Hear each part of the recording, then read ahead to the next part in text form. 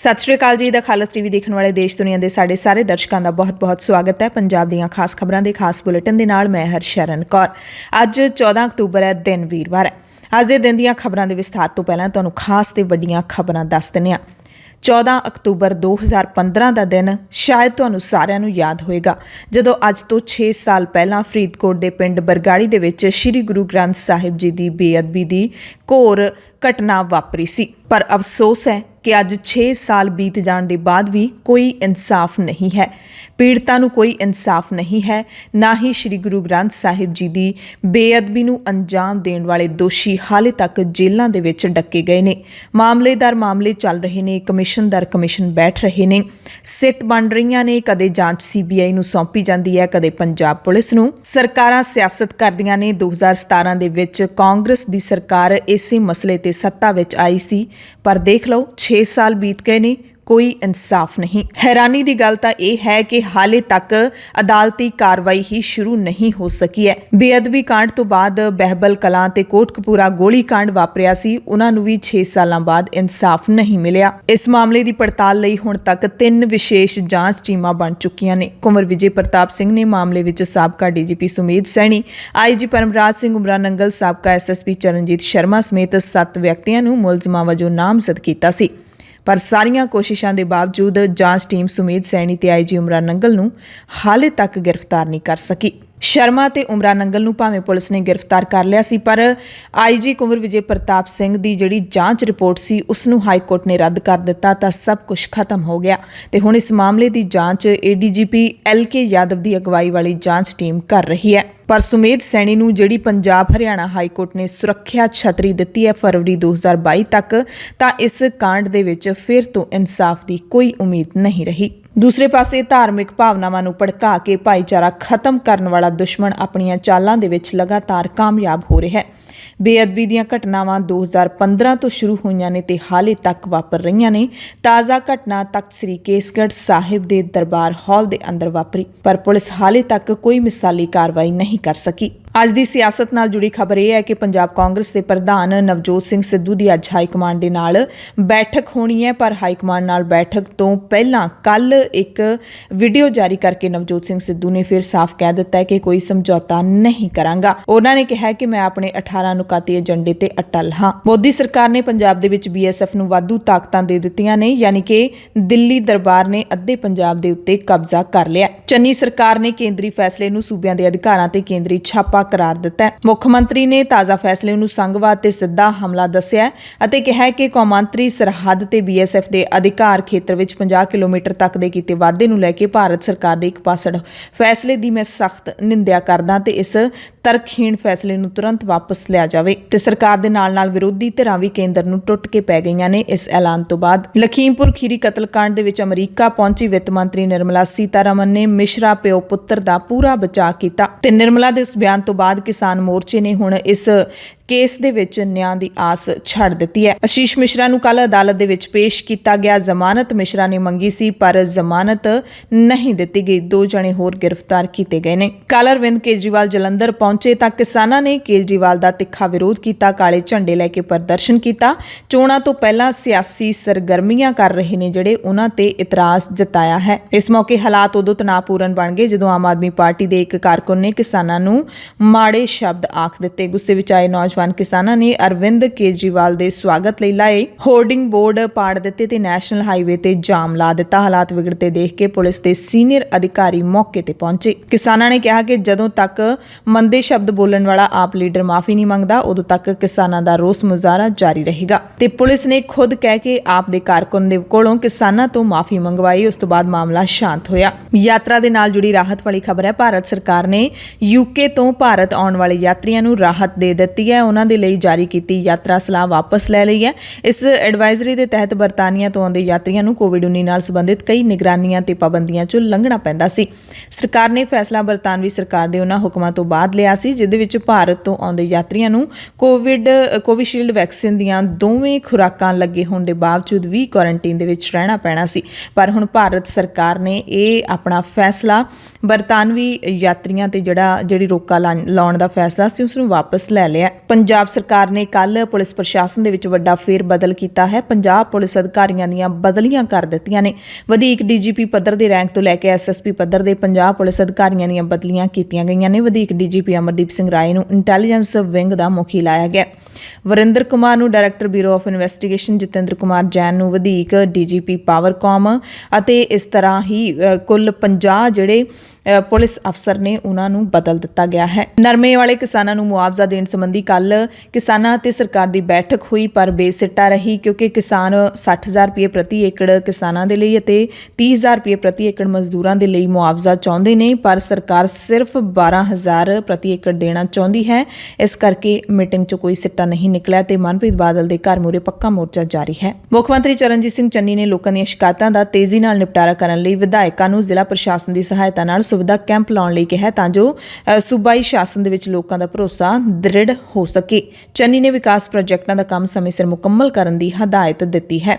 ਮੁੱਖ ਮੰਤਰੀ ਚੰਨੀ ਨੇ ਪਿਛਲੇ 2 ਦਿਨਾਂ ਦੇ ਵਿੱਚ ਲਗਭਗ 60 ਵਿਧਾਇਕਾਂ ਦੇ ਨਾਲ ਅਲੱਗ-ਅਲੱਗ ਮੀਟਿੰਗ ਕੀਤੀ ਹੈ ਵੱਖੋ ਵੱਖਰੇ ਤੌਰ ਤੇ। ਜਲਿਆਂਵਾਲਾ ਬਾਗ ਦੀ ਮੂਲ ਸਰੂਪ ਦੀ ਬਹਾਲੀ ਲਈ ਲੜ ਰਹੀਆਂ ਜਨਤਕ ਧਿਰਾਂ ਨੇ ਕੱਲ ਮੁੱਖ ਮੰਤਰੀ ਚਰਨਜੀਤ ਸਿੰਘ ਚੰਨੀ ਤੇ ਇਸ ਮੁੱਦੇ ਸੰਬੰਧੀ ਵਿਸਥਾਰ ਵਿੱਚ ਗੱਲਬਾਤ ਕਰਨ ਦੀ ਥਾਂ ਸਿਰਫ 2 ਮਿੰਟਾਂ ਵਿੱਚ ਗੱਲਬਾਤ ਨਿਬੇੜਨ ਦਾ ਦੋਸ਼ ਲਾਇਆ। ਦਰਅਸਲ ਕੱਲ ਮੁੱਖ ਮੰਤਰੀ ਨੇ ਜਲਿਆਂਵਾਲੇ ਬਾਗ ਦੇ ਨਵੀਨੀਕਰਨ ਦੇ ਲਈ ਸੰਘਰਸ਼ ਕਰਨ ਵਾਲੀਆਂ ਸਾਰੀਆਂ ਧਿਰਾਂ ਨੂੰ ਗੱਲਬਾਤ ਦੇ ਲਈ ਸੱਦਿਆ ਸੀ ਤੇ ਮੀਟਿੰਗ ਦੇ ਵਿੱਚ ਪੂਰੀ ਗੱਲਬਾਤ ਸੁਣਨ ਦੀ ਥਾਂ ਮੁੱਖ ਮੰਤਰੀ ਨੇ ਮਹਿਜ਼ 2 ਮਿੰਟਾਂ ਵਿੱਚ ਹੀ ਗੱਲ ਮੁਕਾ ਦਿੱਤੀ, ਜਿਸ ਤੋਂ ਧਿਰਾਂ ਸੰਤੁਸ਼ਟ ਨਹੀਂ ਹਨ ਤੇ ਸੰਘਰਸ਼ ਕਮੇਟੀਆਂ ਨੇ ਕਿਹਾ ਹੈ ਕਿ ਮੁੱਖ ਮੰਤਰੀ ਚੰਨੀ ਨੇ ਵੀ ਸਾਡੀ ਬਾਂਹ ਨਹੀਂ ਫੜੀ ਤੇ ਹੁਣ 22 ਅਕਤੂਬਰ ਨੂੰ ਅੰਮ੍ਰਿਤਸਰ ਦੇ ਵਿੱਚ ਵੱਡਾ ਰੋਸ ਮੁਜ਼ਾਹਰਾ ਕੀਤਾ ਜਾਏਗਾ ਦੇਸ਼ ਭਗਤ ਯਾਦਗਾਰ ਕਮੇਟੀ ਦੀ ਅਗਵਾਈ ਦੇ ਵਿੱਚ। ਜੰਮੂ ਕਸ਼ਮੀਰ ਦੇ ਵਿੱਚ ਸ਼ਹੀਦ ਹੋਣ ਵਾਲੇ ਪੰਜਾਬ ਦੇ 3 ਬਹਾਦਰ ਜਵਾਨਾਂ ਦਾ ਕੱਲ ਸਰਕਾਰੀ ਰਸਮਾਂ ਦੇ ਨਾਲ ਅੰਤਿਮ ਸੰਸਕਾਰ ਕਰ ਦਿੱਤਾ ਗਿਆ। ਮੁੱਖ ਮੰਤਰੀ ਚੰਨੀ ਦੇ ਇਲਾਕੇ ਮੋਰਿੰਡਾ ਦੇ ਵਿੱਚ ਕੱਲ ਮਜ਼ਦੂਰਾਂ ਨੇ ਕਰਜ਼ਾ ਮਾਫੀ ਦੇ ਲਈ ਵਿਸ਼ਾਲ ਵੱਡੀ ਰੈਲੀ ਕੀਤੀ। ਜਥੇਬੰਦੀਆਂ ਦੀ ਮੁੱਖ ਮੰਤਰੀ ਨਾਲ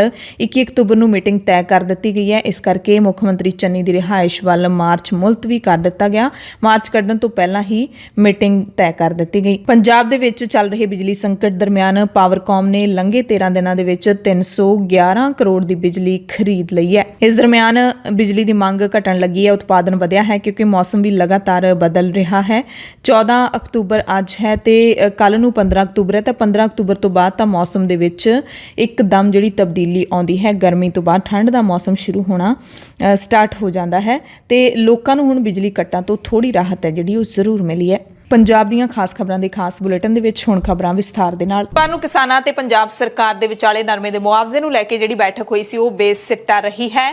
ਨਰਮਾ ਅਤੇ ਹੋਰ ਫਸਲਾਂ ਦੇ ਖਰਾਬੇ ਦੇ ਮੁਆਵਜ਼ੇ ਦੇ ਲਈ ਪੰਜਾਬ ਸਰਕਾਰ ਅਤੇ ਭਾਰਤੀ ਕਿਸਾਨ ਯੂਨੀਅਨ ਏਕਤਾ ਉਗਰਾਹਾਂ ਦੇ ਲੀਡਰਾਂ ਦੀ ਦੁਪਹਿਰ ਨੂੰ ਚੰਡੀਗੜ੍ਹ ਦੇ ਵਿੱਚ ਬੈਠਕ ਹੋਈ ਸੀ, ਪਰ ਇਸ ਦਾ ਕੋਈ ਸਿੱਟਾ ਨਹੀਂ ਨਿਕਲਿਆ। ਕਿਸਾਨਾਂ ਨੂੰ ਗੱਲਬਾਤ ਦਾ ਸੱਦਾ ਮੁੱਖ ਮੰਤਰੀ ਦੇ ਵਧੀਕ ਪ੍ਰਮੁੱਖ ਸਕੱਤਰ ਦੇ ਵੱਲੋਂ ਸ੍ਰੀ ਮੁਕਤਸਰ ਸਾਹਿਬ ਦੇ ਡੀਸੀ ਰਾਹੀਂ ਭੇਜਿਆ ਗਿਆ ਸੀ ਤੇ ਇਸ ਸੱਦੇ ਨੂੰ ਕਿਸਾਨ ਹਿੱਤਾਂ ਲਈ ਪ੍ਰਵਾਨ ਕਰਦਿਆਂ ਉਗਰਾਹਾਂ ਜਥੇਬੰਦੀ ਦੇ 5 ਜਿਹੜੇ ਨੁਮਾਇੰਦੇ ਹੈਗੇ ਨੇ ਉਹ ਚੰਡੀਗੜ੍ਹ ਪਹੁੰਚੇ ਸੀ, ਪਰ ਜਿਹੜੀ ਇਸ ਮੀਟਿੰਗ ਦੇ ਵਿੱਚੋਂ ਕੋਈ ਹੱਲ ਨਹੀਂ ਨਿਕਲਿਆ। ਨਰਮੇ ਦੇ ਮੁਆਵਜ਼ੇ ਦੇ ਲਈ ਜਥੇਬੰਦੀ ਦੀ ਅਗਵਾਈ ਦੇ ਵਿੱਚ ਪਿਛਲੇ ਕਈ ਦਿਨਾਂ ਤੋਂ ਹਜ਼ਾਰਾਂ ਦੀ ਗਿਣਤੀ ਵਿੱਚ ਕਿਸਾਨਾਂ ਨੇ ਪਿੰਡ ਬਾਦਲ ਦੇ ਵਿੱਚ ਮਨਪ੍ਰੀਤ ਸਿੰਘ ਬਾਦਲ ਦੇ ਘਰ ਦੇ ਬਾਹਰ ਪੱਕਾ ਮੋਰਚਾ ਲਾਇਆ ਹੋਇਆ। ਕਿਸਾਨ ਲੀਡਰਾਂ ਨੇ ਦੱਸਿਆ ਕਿ ਉਹਨਾਂ ਨੇ ਪੰਜਾਬ ਸਰਕਾਰ ਦੇ ਕੋਲ 60,000 ਰੁਪਏ ਪ੍ਰਤੀ ਏਕੜ ਮੁਆਵਜ਼ੇ ਦੀ ਮੰਗ ਕੀਤੀ ਗਈ, ਜਦਕਿ ਮਜ਼ਦੂਰਾਂ ਦੇ ਲਈ 30,000 ਰੁਪਏ ਪ੍ਰਤੀ ਪਰਿਵਾਰ ਮੁਆਵਜ਼ੇ ਦੀ ਮੰਗ ਕੀਤੀ ਗਈ ਹੈ, ਪਰ ਸਰਕਾਰ ਨੇ ਸਿਰਫ 12,000 ਰੁਪਇਆ ਪ੍ਰਤੀ ਏਕੜ ਮੁਆਵਜ਼ਾ ਦੇਣ ਦੀ ਜਿਹੜੀ ਆਪਣੀ ਪੇਸ਼ਕਸ਼ ਰੱਖੀ, ਪਰ ਜਥੇਬੰਦੀ ਆਪਣੀ ਮੰਗ ਦੇ ਉੱਤੇ ਡਟੀ ਰਹੀ। ਕਿਸਾਨਾਂ ਦੀ ਖਾਤਰ, ਮਜ਼ਦੂਰਾਂ ਦੀ ਖਾਤਰ ਤੇ ਸਰਕਾਰ ਨੇ ਮਾਮਲੇ ਨੂੰ ਵਿਚਾਰਨ ਦਾ ਕਹਿ ਕੇ ਹੁਣ ਅਗਲੀ ਮੀਟਿੰਗ ਦੇ ਲਈ ਗੱਲ ਟਾਲ ਦਿੱਤੀ ਹੈ ਤੇ ਮਨਪ੍ਰੀਤ ਬਾਦਲ ਦੇ ਘਰ ਦੇ ਬਾਹਰ ਧਰਨਾ ਇਸੇ ਤਰ੍ਹਾਂ ਜਾਰੀ ਰਹੇਗਾ। ਉਗਰਾਹਾਂ ਜਥੇਬੰਦੀ ਨੇ ਇਸ ਦਾ ਐਲਾਨ ਕਰ ਦਿੱਤਾ ਹੈ, ਪਰ ਇਸ ਦੇ ਨਾਲ ਸਰਕਾਰ ਦੀ ਮਨਸ਼ਾ ਜ਼ਰੂਰ ਸਾਫ਼ ਹੋ ਗਈ ਹੈ ਕਿ 10-12 ਹਜ਼ਾਰ ਤੋਂ ਵੱਧ ਸਰਕਾਰ ਦੇ ਕੋਲ ਜਿਹੜਾ ਕਿਸਾਨਾਂ ਨੂੰ ਦੇਣ ਲਈ ਕੁਝ ਨਹੀਂ ਹੈ। ਸ਼ਾਇਦ ਕਿਸਾਨ ਜਿਹੜੇ ਪੂਰੀ ਤਰ੍ਹਾਂ ਨਾਲ ਬਰਬਾਦ ਹੋ ਚੁੱਕੇ ਨੇ। ਨਰਮਾ ਪੱਟੀ ਦੇ ਜਿਹੜੇ ਕਿਸਾਨ ਹੈਗੇ ਨੇ, ਬਠਿੰਡਾ ਤੇ ਮਾਨਸਾ ਮੁੱਖ ਜ਼ਿਲ੍ਹੇ ਆਉਂਦੇ ਨੇ, ਨਰਮੇ ਦੇ ਕਿਸਾਨ ਜਮਾ ਹੀ ਬਰਬਾਦ ਹੋ ਚੁੱਕੇ ਨੇ, ਪਰ 12,000 ਰੁਪਇਆ ਪ੍ਰਤੀ ਏਕੜ ਮੁਆਵਜ਼ੇ ਦੇ ਨਾਲ ਕਿਸਾਨਾਂ ਦਾ ਕੀ ਬਣੇਗਾ, ਇਸ ਦੀ ਜਿਹੜੀ ਕਿਸਾਨਾਂ ਨੂੰ ਜ਼ਰੂਰ ਨਿਰਾਸ਼ਾ ਹੋਊਗੀ। ਇਹ ਖਬਰ ਸੁਣ ਕੇ ਜੰਮੂ ਕਸ਼ਮੀਰ ਦੇ ਪੁੰਛ ਦੇ ਵਿੱਚ ਸ਼ਹੀਦ ਹੋਏ ਨੌਜਵਾਨਾਂ ਦਾ ਅੰਤਿਮ ਸੰਸਕਾਰ ਕਰ ਦਿੱਤਾ ਗਿਆ। ਬੁੱਧਵਾਰ ਨੂੰ ਅੰਤਿਮ ਸੰਸਕਾਰ ਕੀਤਾ ਗਿਆ। ਮਾਵਾਂ ਨੇ ਕਿਹਾ ਪੁੱਤ ਨੇ ਤਾਂ ਨਹੀਂ ਆਉਣਾ, ਵੱਡਾ ਨੁਕਸਾਨ ਹੈ, ਪਰ ਪੁੱਤਾਂ ਦੀਆਂ ਸ਼ਹਾਦਤਾਂ ਦੇ ਉੱਤੇ ਮਾਣ ਹੈ। ਮ੍ਰਿਤਕ ਦੇਹਾਂ ਘਰਾਂ ਦੇ ਵਿੱਚ ਪਹੁੰਚੀਆਂ, ਘਰਾਂ ਦੇ ਵਿੱਚ ਸੋਗ ਪਸਰਿਆ। ਪਿੰਡ ਨੇ ਜਿਹੜੇ ਉਹ ਪੂਰੇ ਪਿੰਡ ਜਿਹੜੇ ਜਵਾਨਾਂ ਦੇ ਸੀਗੇ ਉਹ ਸੋਗ ਦੇ ਵਿੱਚ ਡੁੱਬੇ ਰਹੇ, ਪਰ ਜਿਹੜਾ ਲੋਕਾਂ ਨੂੰ ਮਾਣ ਵੀ ਹੈ। ਪਰਿਵਾਰ ਵਾਲੇ ਵੀ ਇਹ ਕਹਿ ਕੇ ਆਪਣੇ ਪੁੱਤਾਂ ਦਾ ਅੰਤਿਮ ਸੰਸਕਾਰ ਕਰਦੇ ਰਹੇ, ਉਹਨਾਂ ਦੇ ਸਿਵਿਆਂ ਨੂੰ ਲਾਂਭੂ ਲਾਉਂਦੇ ਰਹੇ, ਇਹ ਕਹਿ ਕੇ ਕਿ ਸਾਨੂੰ ਪੁੱਤ ਦੀ ਸ਼ਹਾਦਤ ਤੇ ਮਾਣ ਹੈ। ਜ਼ਿਲ੍ਹਾ ਕਪੂਰਥਲਾ ਦੇ ਪਿੰਡ ਮਾਨਾ ਤਲਵੰਡੀ ਤੋਂ ਨਾਇਬ ਸੂਬੇਦਾਰ ਜਸਵਿੰਦਰ ਸਿੰਘ, ਜ਼ਿਲ੍ਹਾ ਗੁਰਦਾਸਪੁਰ ਦੇ ਪਿੰਡ ਚੱਠਾ ਸੀੜਾ ਤੋਂ ਨਾਇਕ ਮਨਦੀਪ ਸਿੰਘ ਅਤੇ ਜ਼ਿਲ੍ਹਾ ਰੋਪੜ ਦੇ ਪਿੰਡ ਪੰਚਰੰਡਾ ਤੋਂ ਸਿਪਾਹੀ ਗੱਜਣ ਸਿੰਘ ਸ਼ਹੀਦ ਹੋਏ ਨੇ।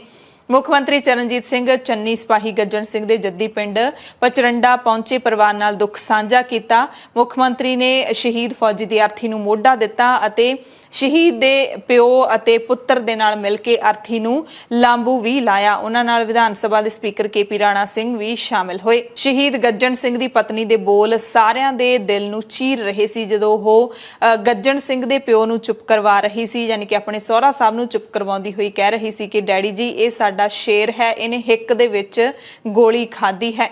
ਇਸੇ ਸਾਲ 6 ਮਹੀਨੇ ਪਹਿਲਾਂ ਗੱਜਣ ਸਿੰਘ ਦਾ ਵਿਆਹ ਹੋਇਆ ਸੀ। ਕਿਸਾਨੀ ਝੰਡਾ ਲੈ ਕੇ ਉਹਨੇ ਵਿਆਹ ਕਰਵਾਇਆ ਸੀ ਤੇ ਟਰੈਕਟਰ ਤੇ ਉਹ ਆਪਣੀ ਜਿਹੜੀ ਵਹੁਟੀ ਹੈ ਉਸ ਨੂੰ ਵਿਆਹ ਕੇ ਲਿਆਇਆ ਸੀ। ਮੈਂ ਸਾਂਭਣੀਆਂ ਸ਼ੇਰ ਹੈ ਸਾਡਾ ਸ਼ੇਰ, ਇੱਕ ਚ ਗੋਲੀ ਖਾਧੀ ਵਾ ਡੈਡੀ ਜੀ ਤੋਂ, ਉਹ ਕੋਈ ਹਿੰਮਤ ਵਾਲਾ ਹੀ ਖਾ ਸਕਦਾ।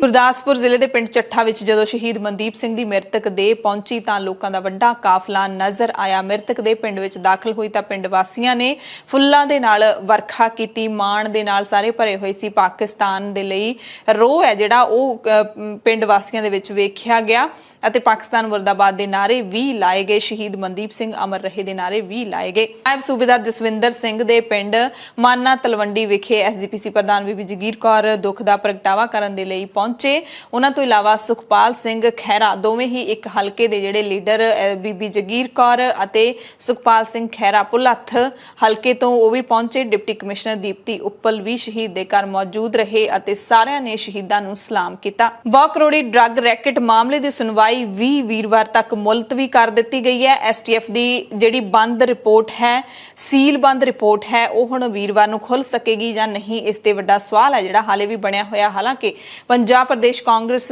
ਪ੍ਰਧਾਨ ਨਵਜੋਤ ਸਿੰਘ ਸਿੱਧੂ ਨੇ ਜ਼ਰੂਰ ਆਸ ਜਤਾਈ ਸੀ ਕਿ ਬੁੱਧਵਾਰ ਵਾਲੀ ਸੁਣਵਾਈ ਦੇ ਵਿੱਚ ਇਹ ਜਿਹੜੀ ਸੀਲ ਬੰਦ ਰਿਪੋਰਟ ਹੈ ਇਹ ਜ਼ਰੂਰ ਖੁੱਲੇਗੀ। 3.5 ਸਾਲਾਂ ਦੀ ਉਡੀਕ ਤੋਂ ਬਾਅਦ ਨਿਆਂਪਾਲਿਕਾ ਮੁੱਖ ਦੋਸ਼ੀ ਦਾ ਨਾਮ ਦੱਸੇਗੀ। ਉਹਨਾਂ ਨੇ ਇਹ ਆਸ ਜਤਾਈ ਸੀ, ਪਰ ਇਸ ਆਸ ਤੇ ਬੂਰ ਨਹੀਂ ਪਿਆ। ਹੁਣ ਦੇਖੋ ਵੀਰਵਾਰ ਨੂੰ ਕੀ ਹੁੰਦਾ ਹੈ। ਬਿਜਲੀ ਸੰਕਟ ਦੀ ਗੱਲ ਕਰ ਲਈਏ ਤਾਂ ਦੇਸ਼ ਦੇ ਕਈ ਸੂਬਿਆਂ ਦੇ ਵਿੱਚ ਲਗਾਤਾਰ ਸੰਕਟ ਬਣਿਆ ਹੋਇਆ। ਪੰਜਾਬ ਵੀ ਜੂਝ ਰਿਹਾ ਹੈ ਤੇ ਥਰਮਲਾਂ ਨੂੰ ਕੋਲੇ ਦੀ ਕਮੀ ਕਾਰਨ ਸਰਕਾਰੀ ਮਲਕੀਅਤ ਵਾਲੀ ਕੰਪਨੀ NLC ਇੰਡੀਆ ਇਸ ਸਾਲ ਉੜੀਸਾ ਦੇ ਵਿੱਚ ਆਪਣੀਆਂ ਖਾਣਾਂ ਵਿੱਚੋਂ ਕੋਲਾ ਉਤਪਾਦਨ ਵਧਾ ਕੇ 1 ਕਰੋੜ ਟਨ ਸਾਲਾਨਾ ਕਰਨ ਦੀ ਯਤਨ ਕਰ ਰਹੀ ਹੈ ਤੇ ਕੰਪਨੀ ਦਾ ਟੀਚਾ ਅਗਲੇ ਸਾਲ ਤੋਂ ਕੋਲਾ ਉਤਪਾਦਨ ਨੂੰ 2 ਕਰੋੜ ਰੁਪਏ ਪ੍ਰਤੀ ਟਨ ਤੱਕ ਵਧਾਉਣਾ ਹੈ ਤੇ ਕੇਂਦਰ ਸਰਕਾਰ ਨੇ ਫਿਰ ਭਰੋਸਾ ਦਿਵਾਇਆ ਹੈ ਕਿ ਕੋਲੇ ਦਾ ਸੰਕਟ ਪੈਦਾ ਨਹੀਂ ਹੋਵੇਗਾ। ਕੇਂਦਰੀ ਕੋਲਾ ਮੰਤਰੀ ਪ੍ਰਹਿਲਾਦ ਜੋਸ਼ੀ ਨੇ ਫਿਰ ਕਿਹਾ ਹੈ ਕਿ ਬਿਜਲੀ ਪੈਦਾ ਕਰਨ ਦੇ ਲਈ ਕੋਲੇ ਦੀ ਪੂਰਤੀ ਪੂਰੀ ਕਰਨ ਦੇ ਲਈ ਕੋਈ ਸੰਕਟ ਹੈ ਜਿਹੜਾ ਉਹ ਨਹੀਂ ਆਉਣ ਵਾਲਾ। ਸਪਲਾਈ ਹੈ ਜਿਹੜੀ ਉਹ ਪੂਰੀ ਕੀਤੀ ਜਾਵੇਗੀ। ਕੋਲਾ ਮੰਤਰੀ ਨੇ ਕਿਹਾ ਕਿ ਅੱਜ ਬਿਜਲੀ ਪੈਦਾ ਕਰਨ ਦੇ ਲਈ 11 ਲੱਖ ਟਨ ਕੋਲੇ ਦੀ ਜ਼ਰੂਰਤ ਹੈ ਤੇ ਅਸੀਂ 20 ਲੱਖ ਟਨ ਕੋਲੇ ਦੀ ਪਹਿਲਾਂ ਹੀ ਜਿਹੜੀ ਹੈ ਉਹ ਭਰਪਾਈ ਕਰ ਚੁੱਕੇ ਹਾਂ।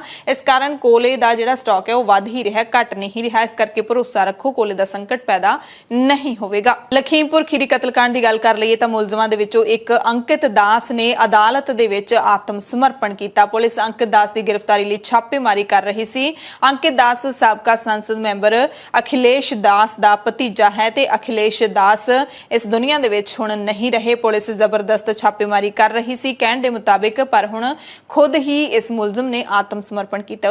ਉਸ ਤੋਂ ਪਹਿਲਾਂ ਆਸ਼ੀਸ਼ ਮਿਸ਼ਰਾ ਵੀ ਖੁਦ ਹੀ ਪੁੱਛਗਿੱਛ ਦੇ ਲਈ ਪਹੁੰਚਿਆ ਸੀ, ਪਰ ਪੁੱਛਗਿੱਛ ਦੇ ਲਈ ਤਲਬ ਕੀਤਾ ਜਾਣਾ ਤੇ ਆਤਮ ਸਮਰਪਣ ਕੀਤਾ ਜਾਣਾ ਦੋਨਾਂ ਦੇ ਵਿੱਚ ਕਾਫੀ ਫਰਕ ਹੈ। ਉਧਰ ਸੰਯੁਕਤ ਕਿਸਾਨ ਮੋਰਚੇ ਨੇ ਮੁੜ ਤੋਂ ਆਪਣੀ ਮੰਗ ਨੂੰ ਦੁਹਰਾਇਆ ਹੈ ਕਿ ਅਜੇ ਮਿਸ਼ਰਾ ਟੇਨੀ ਜਿਹੜਾ ਕੇਂਦਰੀ ਗ੍ਰਹਿ ਰਾਜ ਮੰਤਰੀ ਹੈ ਉਸ ਨੂੰ ਬਰਖਾਸਤ ਕੀਤਾ ਜਾਵੇ, ਗ੍ਰਿਫਤਾਰ ਕੀਤਾ ਜਾਵੇ, ਕਿਉਂਕਿ ਲਖੀਮਪੁਰ ਖੇੜੀ ਕਿਸਾਨਾਂ ਦੇ ਕਤਲੇਆਮ ਦੇ ਵਿੱਚ ਉਸ ਦੀ ਭੂਮਿਕਾ ਬਿਲਕੁਲ ਸਪਸ਼ਟ ਹੈਗੀ ਹੈ ਤੇ ਉਸ ਦਾ ਮੰਤਰੀ ਬਣੇ ਰਹਿਣਾ ਨਿਆਂ ਦੇ ਲਈ ਗੰਭੀਰ ਖਤਰਾ ਹੈ।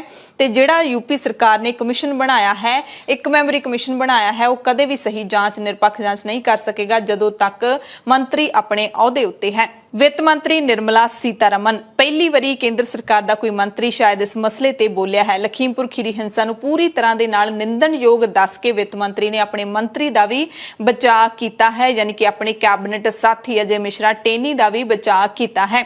सीतारमन ने कहा कि भारत के होरना हिस्सों में भी अजिहियां घटना वापरदियां ने, पर उन्होंने सही समय ते चुक्या जाना चाहिए, ना कि उन्हां ते सियासत की जानी चाहिए है। सीतारमन इस वक्त अमरीका के सरकारी दौरे ते हन।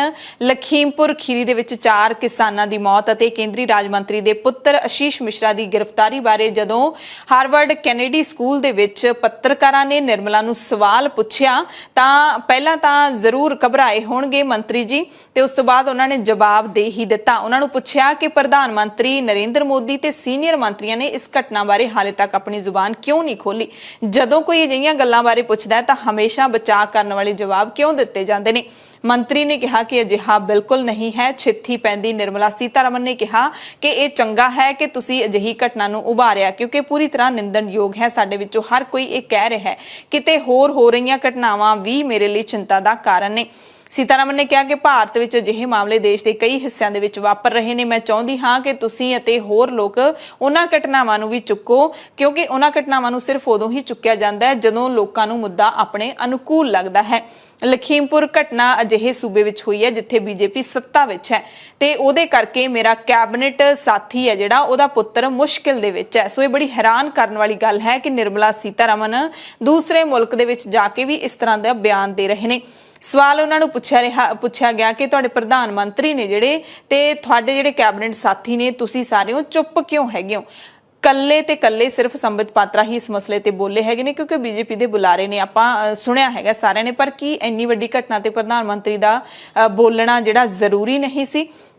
निर्मला सीतारमन इस नूं किसी होर मुद्दे दे नाल जोड़ रहे ने कि होरना जिहड़े सूबे ने उन्हां दे विच भी जिहियां घटनावां वापरदियां ने, वो घटनावां क्यों नहीं हाईलाइट कीतियां जांदियां, क्योंकि इत्थे बीजेपी दी सरकार है, इस करके इस नूं हाईलाइट कीता जा रहा है। यानी कि उन्हां नूं इह घटना बहुत वड्डी घटना नहीं लगदी। उन्होंने एक कतलेआम बहुत जिहड़ा दरिंदगी वाला नहीं लगता। ये बड़ी हैरानी दी ते बड़ी दुख दी गल है जदों देश नूं चलाउण वाले मंत्री अजिहे बयान दिंदे ने। ते संयुक्त किसान मोर्चे ने भी निर्मला सीतारमन दे इस बयान दे उत्ते अपना जवाब दिता है। उन्होंने कहा कि लखीमपुर खेड़ी कतलेआम दी निंदा भी कर रही है मंत्री, अते दूसरे पासे इक्को साह इस विच दोषियां नूं बचा भी रही है। मोर्चे ने कहा कि हालांकि कैबिनेट मंत्री पहली वो मंत्री है केंद्र दी जिसने इस घटना के बारे कुछ बोलिया है, पर बोलिया तां है जे उन्हां नूं अमरीका दे विच सवाल पुछया गया, उत्थे सवाल दा जवाब देना ही पैना सी। पर सवाल दा जवाब दिंदे होए घटना नूं निंदणयोग कह के सिर्फ एक शब्द वरत के दूसरे पासे जिहड़े मुलजम ने, जिहड़े दोषी ने, उन्हां नूं बचाउण दी कोशिश है जिहड़ी ओह कीती जा रही है। मोर्चे ने कहा, मोर्चे दे लीडरां ने कहा कि समझ तो बाहर है कि लखीमपुर खीरी कतलेआम दी तुलना होर घटनावां दे नाल किवें कीती जा सकदी है।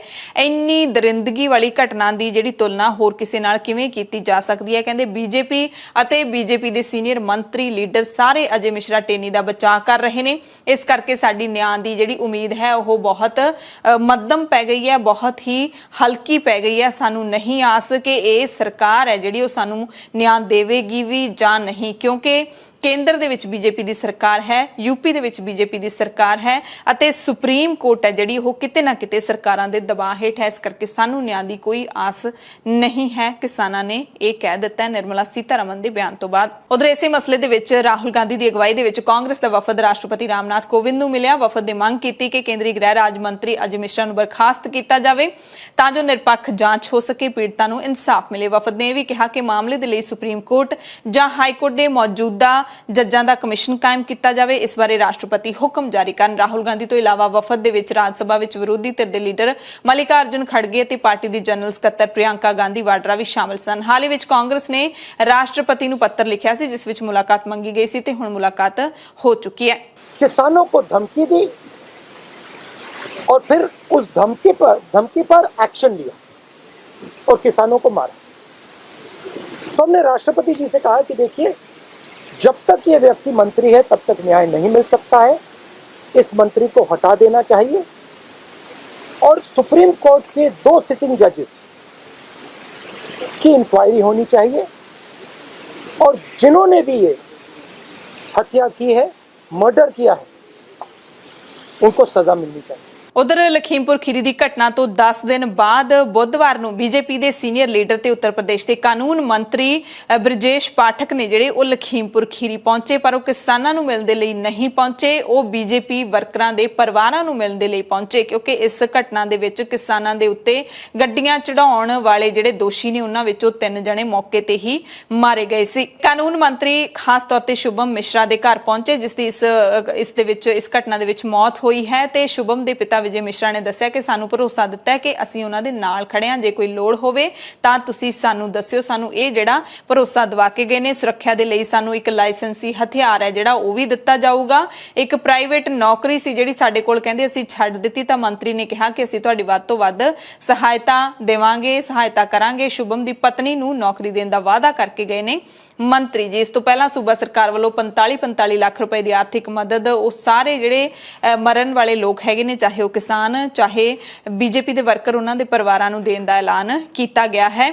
ਪਰ ਜਿਹੜੇ ਕਿਸਾਨਾਂ ਦੇ ਪਰਿਵਾਰ ਨੇ ਉਹਨਾਂ ਨੂੰ ਇਹ ਕਾਨੂੰਨ ਮੰਤਰੀ ਨਹੀਂ ਮਿਲਣ ਪਹੁੰਚੇ। ਇਧਰ ਪੰਜਾਬ ਦੀ ਬੀਜੇਪੀ ਲੀਡਰਸ਼ਿਪ ਦਾ ਮੰਨਣਾ ਹੈ ਕਿ ਲਖੀਮਪੁਰ ਖੀਰੀ ਕਤਲकांड ਦਾ ਪੰਜਾਬ ਵਿਧਾਨ ਸਭਾ ਚੋਣਾਂ ਦੌਰਾਨ ਸਾਡੇ ਤੇ ਕੋਈ ਅਸਰ ਨਹੀਂ ਪਵੇਗਾ। ਸੋ ਪੰਜਾਬ ਬੀਜੇਪੀ ਜਦੋਂ ਬਿਆਨ ਦਿੰਦੀ ਹੈ ਚੋਣਾਂ ਨੂੰ ਲੈ ਕੇ ਤਾਂ ਸੱਚਮੁੱਚ ਲੋਕਾਂ ਦੇ ਲਈ ਹਾਸੇ ਦਾ ਪਾਤਰ ਬਣਦੀ ਹੈ, ਕਿਉਂਕਿ ਕਦੇ ਬੀਜੇਪੀ ਕਹਿੰਦੀ ਹੈ ਕਿ ਅਸੀਂ ਸਾਰੀਆਂ 117 ਸੀਟਾਂ ਦੇ ਉੱਤੇ ਖੁਦ ਚੋਣ ਲੜਾਂਗੇ, ਅਸੀਂ ਕਿਸੇ ਪਾਰਟੀ ਨਾਲ ਗੱਠਜੋੜ ਨਹੀਂ ਕਰਾਂਗੇ ਤੇ ਸਾਰੀਆਂ ਸੀਟਾਂ ਤੇ ਜਿੱਤਾਂਗੇ ਤੇ ਸਰਕਾਰ ਬਣਾਵਾਂਗੇ। ਬੜਾ ਹਾਸੋਹੀਣਾ ਲੱਗਦਾ ਹੈ ਜਦੋਂ ਬੀਜੇਪੀ ਦੇ ਲੀਡਰਾਂ ਨੂੰ ਅੱਜ ਘਰਾਂ ਚੋਂ ਬਾਹਰ ਹੀ ਨਹੀਂ ਨਿਕਲਣ ਦਿੱਤਾ ਜਾਂਦਾ।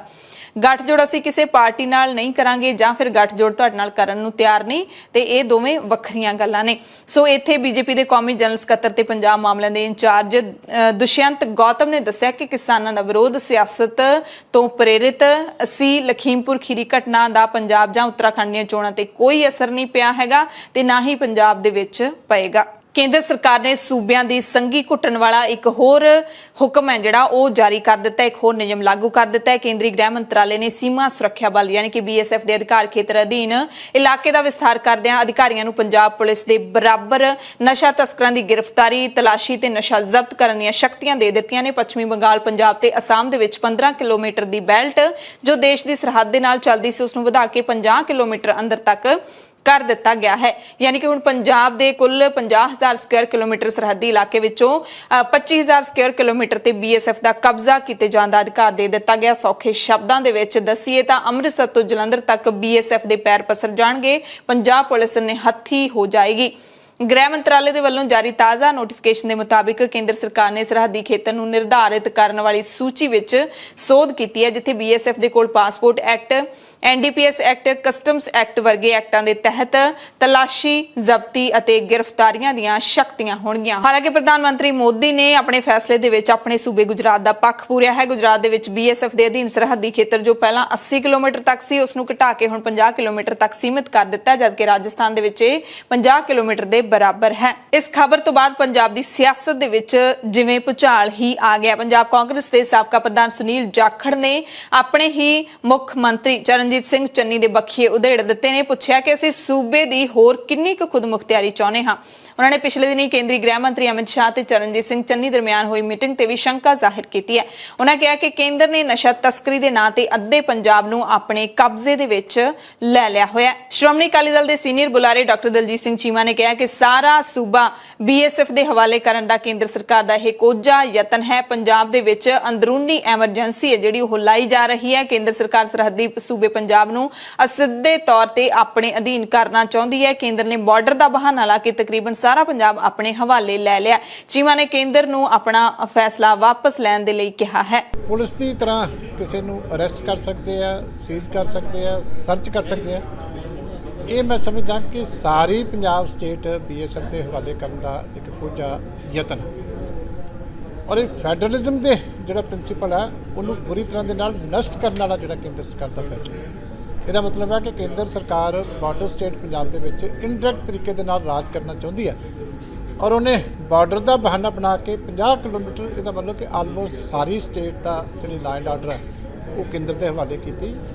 ਇਸ ਫੈਸਲੇ ਦਾ ਮੈਂ ਵਿਰੋਧ ਕਰਦਾ। ਕੇਂਦਰ ਸਰਕਾਰ ਨੂੰ ਇਮੀਡੀਏਟਲੀ ਇਹਨੂੰ ਵਾਪਸ ਲੈਣਾ ਚਾਹੀਦਾ ਹੈ। ਕਿਸੇ ਵੀ ਤਰੀਕੇ ਸਟੇਟਾਂ ਨੂੰ ਫੈਸਲਾ ਪ੍ਰਵਾਨ ਨਹੀਂ ਕਰਨਾ ਚਾਹੀਦਾ। ਤੇ ਇਸ ਮਸਲੇ ਦੇ ਵਿੱਚ ਆਮ ਲੋਕ ਵੀ ਕਹਿ ਰਹੇ ਨੇ ਕਿ ਦਿੱਲੀ ਹੈ ਜਿਹੜੀ ਉਹ ਪੰਜਾਬ ਨੂੰ ਸਿੱਧਾ ਆਪਣੇ ਅਧੀਨ ਲੈਣ ਦੇ ਵਿੱਚ ਸਫਲ ਹੋ ਗਈ ਹੈ। ਪੰਜਾਬ ਦੇ ਮੁੱਖ ਮੰਤਰੀ ਚਰਨਜੀਤ ਸਿੰਘ ਚੰਨੀ ਤੇ ਜਦੋਂ ਆਪਣੇ ਹੀ ਸਵਾਲ ਚੁੱਕਣ ਲੱਗੇ ਨੇ ਤਾਂ ਪੰਜਾਬ ਦੇ ਡਿਪਟੀ ਮੁੱਖ ਮੰਤਰੀ ਜਿਹੜੇ ਸੁਖਜਿੰਦਰ ਸਿੰਘ ਰੰਧਾਵਾ ਉਹ ਮੂਹਰੇ ਆਏ ਨੇ। ਉਹਨਾਂ ਨੇ ਕੇਂਦਰ ਸਰਕਾਰ ਨੂੰ ਆਪਣੇ ਫੈਸਲੇ ਤੇ ਮੁੜ ਵਿਚਾਰ ਕਰਨ ਦੀ ਅਪੀਲ ਕੀਤੀ ਹੈ। ਕਿਹਾ ਕਿ ਕੀ ਕੇਂਦਰ ਸਰਕਾਰ ਨੂੰ ਸਾਡੀ ਦੇਸ਼ ਭਗਤੀ ਦੇ ਉੱਤੇ ਸ਼ੱਕ ਹੈ। ਪੰਜਾਬ ਪੁਲਿਸ ਨੂੰ ਜਿਹੜਾ ਦਰਕਿਨਾਰ ਕਰਕੇ BSF ਨੂੰ ਸਾਡੇ ਉੱਤੇ ਲਾਇਆ ਜਾ ਰਿਹਾ ਹੈ, ਇਸ ਫੈਸਲੇ ਨੂੰ ਵਾਪਸ ਲਵੇ ਤੇ ਇਹ ਐਮਰਜੈਂਸੀ ਲਾਉਣ ਦੀ ਜਿਹੜੀ ਕੋਸ਼ਿਸ਼ ਹੈ ਉਹ ਕੀਤੀ ਜਾ ਰਹੀ ਹੈ। ਇਹ ਰੰਧਾਵਾ ਨੇ ਕਿਹਾ ਸਿੱਧੀ ਲੋਕਾਂ ਦੇ ਜਿਹੜੀ ਇੰਟਰਫੀਰੈਂਸ ਹੈ, ਇੰਡੀਪੈਂਡੈਂਸ ਦੀ ਜਿਹੜੀ ਸਾਨੂੰ ਡੈਮੋਕ੍ਰੈਟਿਕ ਰਾਈਟਸ ਮਿਲੇ ਨੇ ਉਹਨਾਂ ਦੇ ਉੱਤੇ ਇਹ ਕਰਕੇ ਬੜਾ ਵੱਡਾ ਇਹਨਾਂ ਨੇ ਛਾਪਾ ਮਾਰਿਆ।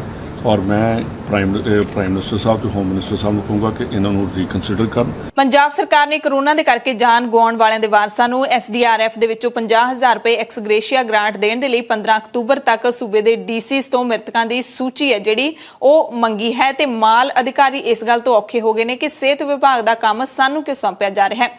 ਪੰਜਾਬ ਸਰਕਾਰ ਮਾਲ ਪੁਨਰਵਾਸ ਤੇ ਡਿਜ਼ਾਸਟਰ ਮੈਨੇਜਮੈਂਟ DM ਸ਼ਾਖਾ ਦੇ ਵੱਲੋਂ ਸੂਬੇ ਦੇ ਸਾਰੇ ਡਿਪਟੀ ਕਮਿਸ਼ਨਰਾਂ ਦੇ ਕੋਲੋਂ 15 ਅਕਤੂਬਰ ਤੱਕ ਜ਼ਿਲ੍ਹੇ ਦੇ ਵਿੱਚ ਕੋਵਿਡ ਕਾਰਨ ਹੋਈਆਂ ਮੌਤਾਂ ਦੀ ਜਾਣਕਾਰੀ ਮੰਗੀ ਗਈ ਹੈ, ਯਾਨੀ ਕਿ ਵਿੱਚ ਵਿਚਾਲੇ ਸਿਰਫ ਇੱਕ ਦਿਨ ਹੈ 14 ਅਕਤੂਬਰ ਦਾ।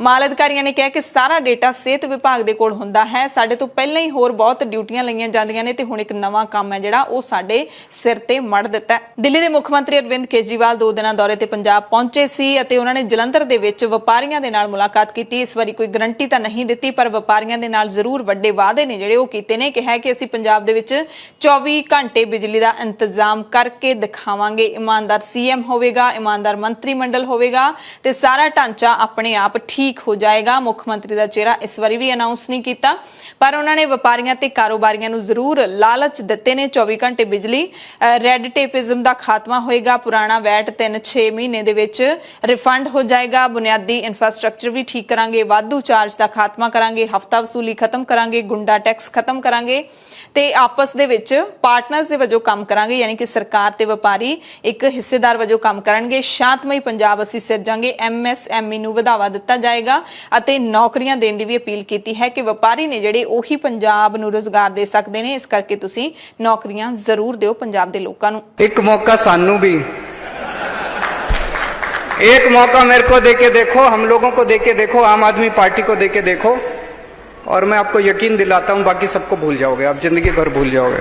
ਮਾਨਸਾ ਦੇ ਜ਼ਿਲ੍ਹਾ ਮੈਜਿਸਟ੍ਰੇਟ ਮਹਿੰਦਰਪਾਲ ਨੇ ਪੂਰੇ ਮਾਨਸਾ ਜ਼ਿਲ੍ਹਾ ਦੇ ਵਿੱਚ ਪ੍ਰੀਗੈਬਲਨ 300 mg ਕੈਪਸੂਲ ਦੀ ਵਿਕਰੀ ਦੇ ਉੱਤੇ ਅਤੇ ਜਿਹੜਾ ਹੈਗਾ ਖਰੀਦਣ ਦੇ ਉੱਤੇ ਪਾਬੰਦੀ ਲਾ ਦਿੱਤੀ ਹੈ। ਪੂਰਨ ਤੌਰ ਤੇ ਸਿਰਫ ਰਿਕਮੈਂਡੇਸ਼ਨ ਦੇ ਤਹਿਤ ਹੀ ਇਹ ਲਈ ਜਾ ਸਕੇਗੀ। ਪ੍ਰੈਸਕ੍ਰਿਪਸ਼ਨ ਸਲਿੱਪ ਤੋਂ ਬਿਨਾਂ ਕੋਈ ਵੀ ਮੈਡੀਕਲ ਸਟੋਰ ਇਹ ਦਵਾਈ ਨਹੀਂ ਦੇਵੇਗਾ।